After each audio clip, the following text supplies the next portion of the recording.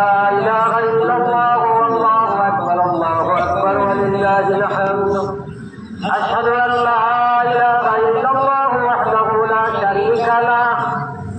وأشهد أن محمدا عبده ورسوله صلى الله عليه وسلم تسليما كثيرا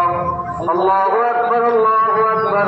لا إله إلا الله والله أكبر الله أكبر ولله الحمد أما بعد فيا معشر الإخوان قال نبينا صلى الله عليه وسلم إن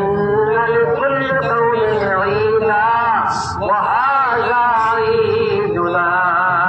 الله أكبر الله أكبر لا إله إلا الله والله أكبر الله أكبر ولله الحمد واذكروا الله تعالى في أداء صدقة الفطر فإنها واجبة على مالك النساب عن نفسه وطفله الصغير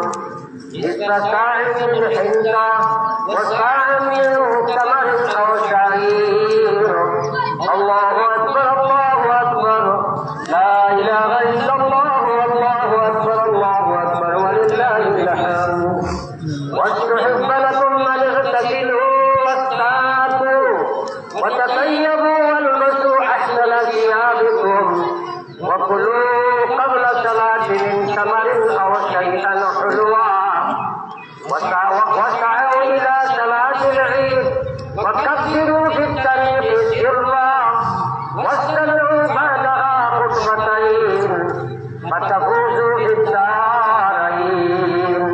الله أكبر الله أكبر لا إله إلا الله والله أكبر الله أكبر ولله الحمد